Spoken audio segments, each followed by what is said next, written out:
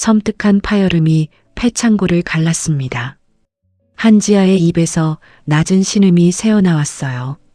옆구리를 파고든 칼날의 감촉이 불에 달군 새꼬챙이처럼 온몸을 태웠습니다. 하지만 지아의 시선은 고통 따위에 머물지 않았어요. 창고 벽면 가장 높은 곳, 윤세라 회장이 30년 동안 단 한 번도 떼어내지 않았던 낡은 흑백 액자. 그 사진 속 아이가 지아 자신이었습니다. 지아의 떨리는 목소리가 차가운 창고 공기를 갈랐습니다. 회장님, 저 그 사진 속 아이인데요. 제가 고아원 가기 전에 입었던 옷이랑 똑같은데요. 천하의 철의 여인이라 불리던 태성그룹 회장 윤세라가 그 자리에서 무너졌습니다. 그녀는 피투성이가 된 지아를 와락 끌어안으며 짐승처럼 울부짖었습니다. 지아야, 내 딸. 서울대 수석 합격증을 제 손으로 찢어버리고 여성 경호원이 된 여자. 그리고 30년 만에 그 여자의 목에서 죽은 줄만 알았던 딸의 흔적을 발견한 회장님. 도대체 이 두 사람에게는 어떤 기막힌 사연이 숨겨져 있었던 걸까요? 사연을 시작하기 전 구독과 좋아요, 그리고 기적이라고 댓글 남겨주시면 계신 곳으로 기적과 행운의 답글을 보내드릴게요. 아직 해가 뜨지 않은 새벽 4시. 공기에서는 비릿한 쇠 냄새가 났어요. 인력시장 골목 특유의 땀 냄새와 먼지 냄새, 그리고 가난의 냄새가 뒤섞인 새벽이었습니다. 지아는 낡은 패딩 주머니에 손을 깊숙이 찔러 넣었습니다. 지아는 주변 눈치를 살피다가 지갑 속에서 조심스럽게 무언가를 꺼냈습니다. 바스락, 바스락. 꼬깃꼬깃하게 접힌 종이 한 장이었어요. 수없이 접었다 펴기를 반복해 모서리가 다 해져버린 종이. 하지만 그 중앙에는 여전히 선명하고도 잔인한 글씨가 박혀 있었습니다. 서울대학교 경영대학 수석 합격. 한지아. 그 종이를 내려다보는 지아의 눈빛이 흔들렸습니다. 합격증에서 나는 잉크 냄새가 유난히 코끝을 찔러왔어요. 남들에게는 가문의 영광인 이 종이 쪼가리가 고아원 출신인 지아에게는 세상에서 가장 아픈 족쇄였습니다. 동시에 버릴 수 없는 마지막 자존심이기도 했죠. 원장님, 저 잘했죠. 약속 지켰어요. 수석이면 장학금도 받을 수 있대요. 지아는 마음속으로 하늘에 계신 원장님께 말을 걸었습니다. 눈을 감으면 원장님의 얼굴이 떠올랐어요. 손등에 굵은 핏줄이 돋아난 거칠고 투박한 손. 그 손으로 밥풀을 지아의 볼에 붙여주시던 원장님의 웃음이 생생했습니다. 지아야, 공부만 열심히 해. 내가 잘 되면 그게 원장님 소원이야. 그 말이 귓가에 맴돌았어요. 하지만 그 자랑스러움도 잠시, 머릿속에는 당장 내일 닥쳐올 현실이 떠올랐습니다. 자신이 대학에 가면 고아원에 남겨진 동생들의 급식비는 누가 벌지? 백혈병이 재발해 병원에 갇혀 있는 막내 민의 수술비는 어쩌지? 제가 공부 욕심 부리면 우리 동생들 굶잖아요. 민이 죽잖아요. 투박하고 거친 손가락이 합격증을 다시 꼬깃꼬깃 접어 지갑 깊숙한 곳, 아무도 보지 못하는 곳에 밀어 넣었습니다. 그 순간이었어요. 믹스커피를 휘젓던 인력 소장이 지아에게 다가왔습니다. 한지아 씨, 몸 쓰는 건 자신 있다고 했죠? 네, 자신 있습니다. 어떤 일이든 시켜만 주십시오. 소장은 지아의 체격을 위아래로 훑어보더니 재벌가 여성 경호원 자리인데 거기가 좀 험해. 경호원이라기보다는 뭐랄까 총알바지 같은 건데 대신 위험수당이 세서 일당이 다른데 3배야. 알래? 총알바지. 사람 목숨을 파리 목숨처럼 여기는 그 단어가 지아의 귀에는 들리지 않았습니다. 오직 일당이 3배라는 말만이 어둠 속 동아줄처럼 그녀의 심장을 뛰게 만들었으니까요. 하겠습니다. 무조건 하겠습니다. 지아의 대답에는 일말의 망설임도 없었습니다. 그것이 자신의 운명을 송두리째 뒤흔들 비극의 시작인 줄은 꿈에도 모른 채 말이죠. 비가 오는 날이면 어김없이 왼쪽 어깨가 쑤셨습니다. 지아는 고시원 쪽방으로 돌아와 어깨를 주무르며 낮은 신음소리를 삼켰어요. 창밖에는 추적추적 겨울비가 내리고 있었습니다. 마치 지네가 기어가는 듯 징그럽게 얽힌 흉터. 그것은 지아의 몸에 새겨진 유일한 훈장이자 세상의 비정함을 뼈저리게 가르쳐준 잔인한 낙인이었죠. 지아는 소리 없이 웃었습니다. 씁쓸한 웃음이었어요. 고등학교 졸업 후 서울대에 합격했지만 동생들을 먹여 살리기 위해 군대 대신 공사판을 뛰었습니다. 시멘트 포대를 옮기고 철근을 나르고 뙤약볕 아래 아스팔트를 다졌어요. 처음에는 몸이 버티지 못할 것 같았습니다. 하지만 지아는 멈추지 않았습니다. 눈을 감으면 동생들 얼굴이 떠올랐으니까요. 막내 민의 앙상하게 마른 손목, 링거 바늘이 꽂힌 얇은 팔. 누나, 나 빨리 나와서 누나 공부하는 거 봐야지. 그 말이 지아를 매일 아침 일으켜 세웠습니다.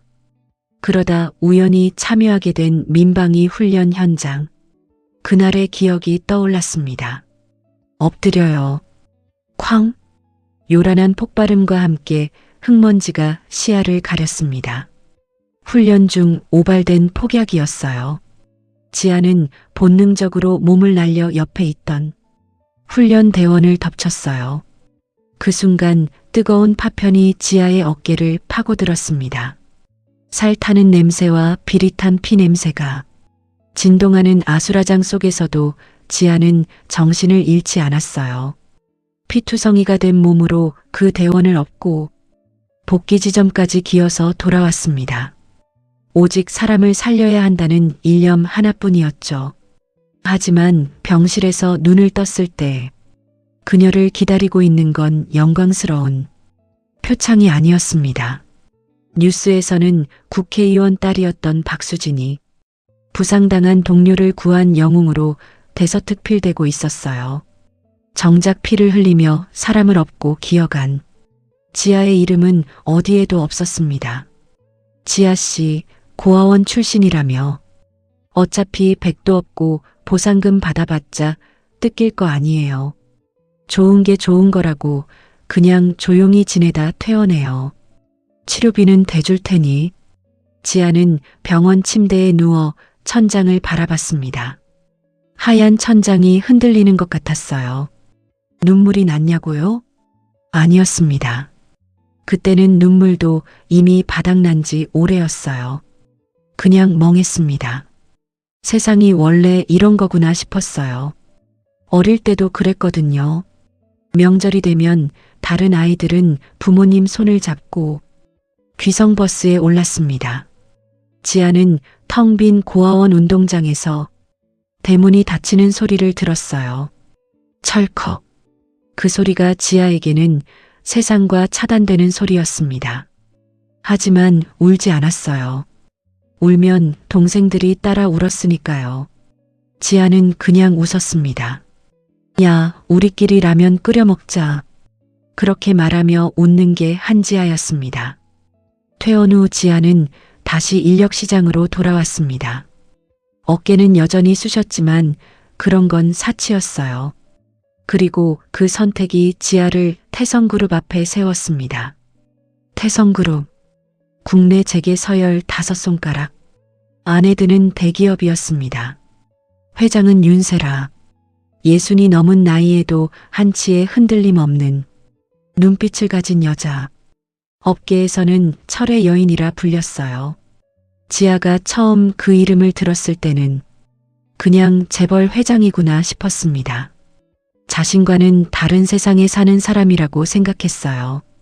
그런데 소장이 건넨 일이 바로 그 윤세라 회장의 개인 경호원 자리였습니다. 여성 경호원 자리예요. 회장님이 워낙 고집이 세셔서 가는 곳마다 말썽이 생겨. 근데 그분이 고집은 세도 사람은 똑같이 봐. 학벌도 출신도 안 따져. 몸 쓸 줄 알고 눈치 빠르면 된다고 하시거든. 지아는 들으면서 속으로 생각했습니다. 그거라면 자신 있다고. 면접은 짧았어요.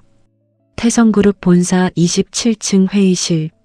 지아는 난생 처음 들어가 보는 빌딩이었습니다. 회의실 문이 열렸습니다. 그리고 지아는 처음으로 윤세라 회장과 눈이 마주쳤어요. 순간 숨이 멎었습니다. 위압감 때문이 아니었어요. 그 눈빛이 어딘가 낯이 익었습니다. 어릴 때 어딘가에서 본 것 같은 느낌. 하지만 그건 착각이겠지 싶었죠. 어디 출신이에요? 회장님의 첫마디였습니다.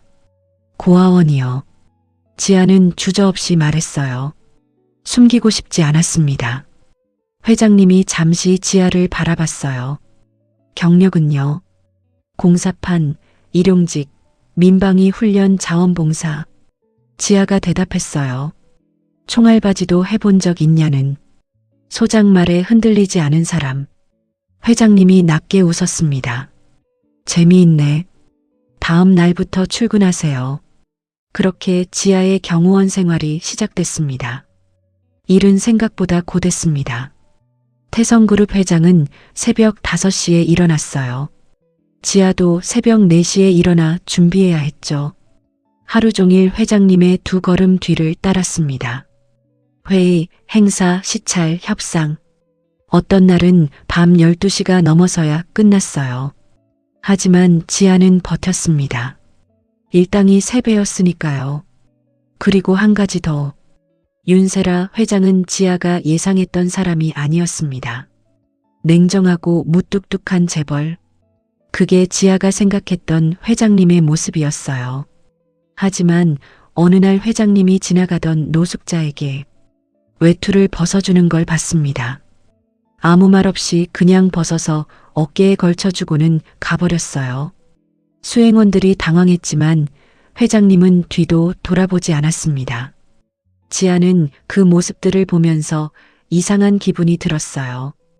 회장님이 자신과 뭔가 닮은 것 같다는 느낌. 설명할 수 없는 친근함.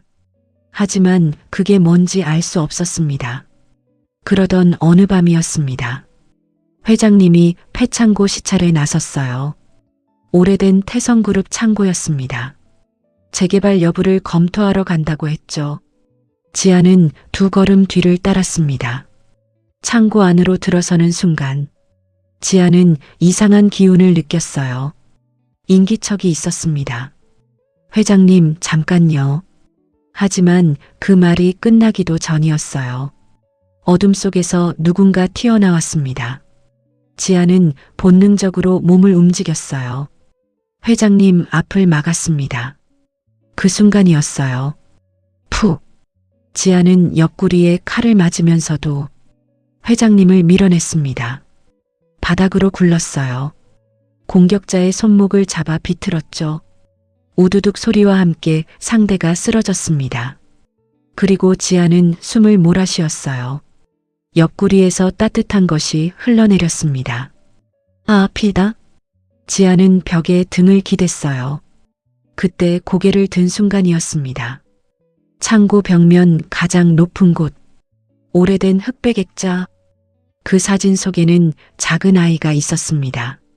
한 6살쯤 되어 보이는 여자아이.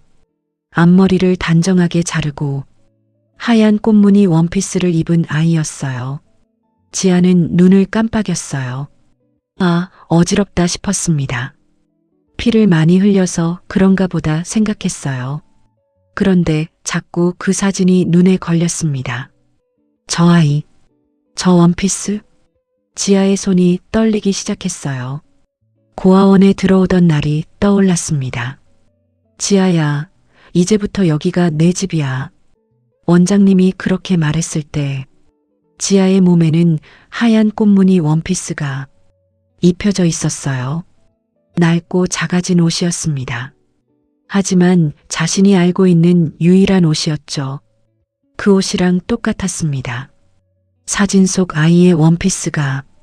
지아의 눈이 흔들렸어요. 회장님, 지아의 목소리가 갈라졌습니다.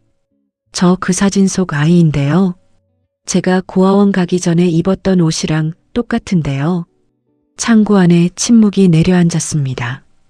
그리고 윤세라 회장이 무너졌어요. 30년 동안 흔들린 적 없던 그 사람이 그 자리에서 주저앉았습니다. 지아야. 회장님의 목소리는 지아가 들어본 것 중 가장 낮고 가장 떨리는 목소리였어요. 내 새끼, 내 딸.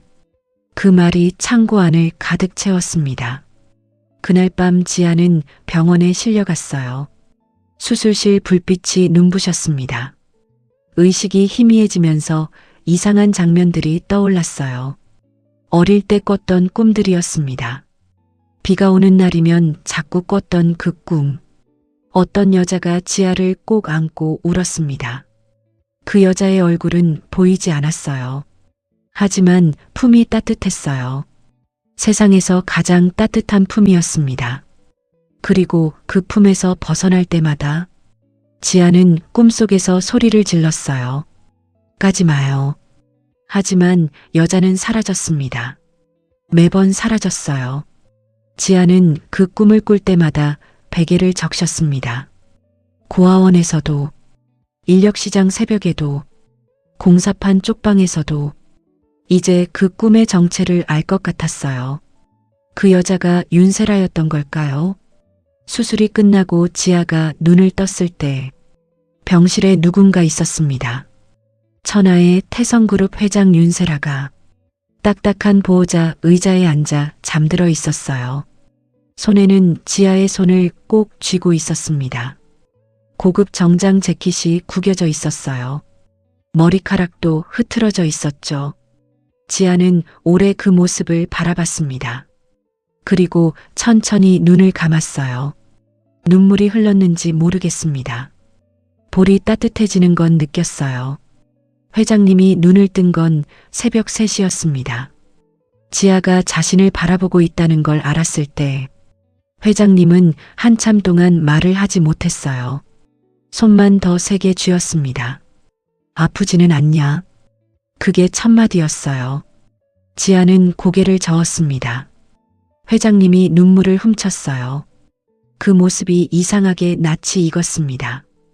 꿈속의 그 여자처럼. 회장님, 지아가 입을 열었어요. 저 어떻게 고아원에 가게 된 건지 혹시 아세요? 회장님이 대답 대신 먼 곳을 바라봤습니다. 창밖으로 새벽 서울의 불빛이 보였어요. 한참 뒤에 회장님이 입을 열었습니다. 30년 전 얘기야. 목소리가 낮았어요. 그 목소리에는 오랫동안 꺼내지 못한 무게가 실려 있었습니다. 30년 전 윤세라는 28살이었습니다. 지금의 태성그룹이 아니라 작은 무역회사를 혼자 꾸려가던 시절이었어요. 남편과는 각 결혼했습니다. 그리고 아이가 생겼어요. 그 아이가 지아였죠. 하지만 회사가 위기를 맞았습니다. 거래처 사기로 전 재산을 날릴 뻔했어요. 그 사이 남편이 교통사고로 세상을 떠났습니다. 세라는 홀로 남았어요. 갓난아이와 함께 빚더미 위에서 아이를 안고 세라는 매일 밤 울었습니다. 어떻게든 버텨보려고 했어요. 아이를 고아원에 맡긴 건 잠깐이었어요. 딱 6개월만. 빚 정리하고 회사 다시 일으키면 데려올 생각이었습니다. 그러면 되는 줄 알았어요. 하지만 세라가 돌아갔을 때 지아는 이미 다른 곳으로 입양이 결정되어 있었습니다. 서류상 오류였어요. 연락처가 잘못 기재돼 있었습니다. 아무도 세라에게 연락하지 않았어요. 그리고 그 입양은 마지막 순간에 파기됐습니다. 지아는 어느 고아원으로 전원됐어요. 세라가 그 주소를 알게 됐을 때는 이미 기록이 소실된 뒤였습니다. 찾았습니다. 수십 번 찾았어요. 탐정도 써봤고 변호사도 써봤고 국회의원에게 청탁도 해봤습니다. 하지만 아이는 나타나지 않았어요. 그때부터 세라는 더 독해졌습니다. 울지 않기로 했어요. 찾을 때까지 죽지 않기로 했어요. 그래서 철의 여인이 됐습니다. 회장님의 목소리가 여기서 멈췄어요. 병실이 고요했습니다. 지아는 아무 말도 하지 않았어요. 그냥 회장님의 손을 잡았습니다. 회장님이 고개를 들었어요. 눈이 벌겋게 부어 있었습니다. 30년이야. 회장님이 말했어요. 30년 동안 저 창고 사진을 뗀 적이 없어. 지아의 눈물이 흘렀습니다. 그 사진이 당신이라는 걸 몰랐어. 가는 데마다 들고 다녔어. 회장님, 목소리가 떨렸어요. 저 원장님이 돌아가시기 전에 마지막으로 하신 말씀이 엄마가 분명히 있을 거라고 하셨거든요. 회장님의 어깨가 들썩였어요. 제 손에 있는 거 아세요? 지아가 회장님 손을 펼쳤습니다. 손등에 작은 반달 모양의 점이 있었어요. 회장님이 자신의 왼손을 내밀었습니다. 같은 자리에 같은 점이 있었어요. 크기도 모양도 똑같았습니다. 지아가 태어났을 때부터 있던 점, 세라가 평생 기억하고 있던 그 점, 두 개의 반달이 나란히 마주봤습니다. 회장님이 무너졌어요. 지아를 와락 안았습니다. 짐승처럼 울부짖었어요. 30년 동안 단 한 번도 흘리지 않았던 눈물이 한꺼번에 쏟아지는 것 같았습니다. 지아야, 내 새끼, 내 딸. 지아도 울었어요. 태어나서 처음으로 엄마라는 단어를 입에 담을 수 있을 것 같았습니다. 아직 목소리로 내지는 못했어요. 하지만 가슴속에서 그 말이 울렸습니다. 엄마. 병실 창으로 새벽빛이 스며들었어요. 밤이 끝나고 있었습니다. 30년의 어둠이 끝나고 있었어요. 그 후로 세상이 바뀌었습니다. 하지만 쉽게 바뀌지는 않았어요. 지아에게는 갑자기 생긴 엄마가 낯설었습니다. 회장님에게도 갑자기 나타난 딸이 어색했어요. 30년이라는 시간은 쉽게 좁혀지지 않았습니다. 회장님은 처음에 너무 많은 걸 한꺼번에 해주려 했어요. 지아에게 집을 사줬습니다. 옷장을 가득 채워줬어요. 태성그룹 임원 자리도 제안했습니다. 하지만 지아는 거절했어요. 회장님, 저 그런 거 필요 없어요. 지아가 말했습니다. 그냥 같이 밥 먹고 싶어요. 그게 다예요. 회장님이 멈췄어요. 오랫동안 아무 말이 없었습니다. 그리고 눈물을 훔쳤어요. 그래, 그러자. 두 사람은 작은 식당에 갔습니다. 테이블 2개짜리 국밥집이었어요. 태성그룹 회장이 국밥집에 앉아 있었습니다. 경호원들이 당황했지만 회장님은 신경 쓰지 않았어요. 밥을 먹으면서 회장님이 물었습니다. 좋아하는 음식이 뭐야? 지아가 웃었어요. 라면이요. 회장님도 웃었습니다. 나도 그래. 그 순간 지아는 알았어요. 이 사람이 자신의 엄마구나. 배고픔을 아는 사람이구나. 살아남는 게 얼마나 힘든지 아는 사람이구나. 지아는 경호원을 그만두지 않았습니다. 회장님이 말렸어요. 위험한 일 이제 그만해. 하지만 지아가 고개를 저었습니다. 회장님, 저 이게 좋아요. 몸으로 사람 지키는 게 의미 있어요. 그리고 솔직히 말씀드리면 지아가 회장님을 바라봤어요. 저 이 일 잘하거든요. 회장님이 한참을 지아를 바라봤습니다. 그리고 웃었어요. 알겠다. 하지만 한 가지 조건이야. 밥은 나랑 먹어. 일주일에 한 번은. 지아가 고개를 끄덕였습니다. 그렇게 두 사람만의 약속이 생겼어요. 매주 화요일 저녁, 회장실 바로 옆 작은 주방에서 두 사람은 함께 밥을 먹었습니다. 회장님이 처음 사업을 시작할 때 얘기를 했어요. 둘 다 우스운 이야기에 웃었고, 둘 다 힘들었던 기억에 조용해졌습니다. 그런 시간이 쌓이면서 두 사람 사이의 30년이 조금씩 좁혀졌어요. 막내 미는 수술을 받았습니다. 태성그룹 회장이 직접 의료진을 연결해 줬어요. 나라에서 손꼽히는 소아혈액 종양 전문의가 민을 치료했습니다. 수술은 성공적이었어요. 민이 처음으로 병원 복도를 뛰어다녔을 때 지아는 그 자리에서 주저앉아 울었습니다. 너무 기뻐서 다리에 힘이 풀렸어요. 고아원 동생들도 안정됐습니다. 급식비 걱정이 사라졌어요. 지아는 처음으로 그 합격증을 꺼냈습니다. 꼬깃꼬깃하게 접혀있던 종이. 지아는 그걸 가만히 들여다봤어요. 오래 봤습니다. 그리고 조심스럽게 다시 접었어요. 지갑 깊숙한 곳에 넣었습니다. 버리지 않았어요. 태성그룹 창고는 결국 허물지 않기로 했어요. 회장님의 결정이었습니다. 대신 그 안에 작은 공간을 만들었어요. 벽에는 여전히 흑백 액자가 걸려 있었습니다. 지아가 6살이었을 때의 사진. 하얀 꽃무늬 원피스를 입은 아이. 그 아래에 새로운 사진이 나란히 걸렸어요. 지아와 윤세라가 나란히 선 사진이었습니다. 두 사람 모두 웃고 있었어요. 소리내어 웃는 사진이 아니었어요. 그냥 눈으로 웃는 사진이었습니다. 입꼬리가 살짝 올라가고 눈가에 주름이 잡혔어요. 그것으로 충분했습니다. 두 사람은 말하지 않아도 알았어요.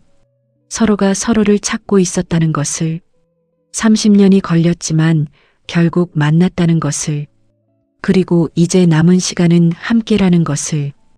계절이 바뀌었어요. 매서웠던 겨울이 물러가고 봄이 찾아왔습니다. 벚꽃이 피었어요. 지아는 회장님과 함께 한강변을 걸었습니다. 분홍빛 꽃잎이 바람에 날렸어요. 회장님이 말없이 걸었어요. 지아도 말없이 걸었습니다. 둘이 같은 속도로 걸었어요. 바람이 불었습니다. 꽃잎이 두 사람의 어깨 위에 내려앉았어요. 회장님, 지아가 먼저 입을 열었어요. 응, 저 서울대 다시 가도 되나요? 회장님이 걸음을 멈췄어요. 지아를 바라봤습니다. 야간으로요.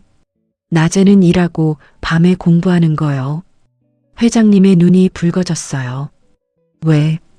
지아가 웃었습니다. 원장님한테 한 약속이거든요. 서울대 간다고 했어요. 그 약속 지키고 싶어요. 회장님이 고개를 돌렸어요. 눈물을 훔쳤습니다. 그래. 목소리가 낮게 깔렸어요. 가야지. 당연히 가야지. 두 사람은 다시 걸었습니다. 같은 속도로, 같은 방향으로. 벚꽃이 흩날렸어요. 분홍빛 꽃잎이 하늘에서 내려오는 것 같았습니다. 마치 원장님이 위에서 뿌려주는 것처럼. 그리고 그 꽃잎 아래에서 두 사람은 처음으로 진짜 가족이 되었습니다. 피로 이어진 가족이 아니라 30년의 시간을 넘어 진심으로 이어진 가족으로. 이 이야기가 여러분의 마음에 작은 울림을 남겼다면 한 가지만 기억해 주세요. 진짜 가족은 피가 아니라 마음으로 이어집니다. 30년을 떨어져 있어도 진심은 통합니다. 앞으로도 여러분의 일상에 따뜻한 위로가 될 이야기들로 찾아뵐 수 있도록 구독과 좋아요 부탁드립니다.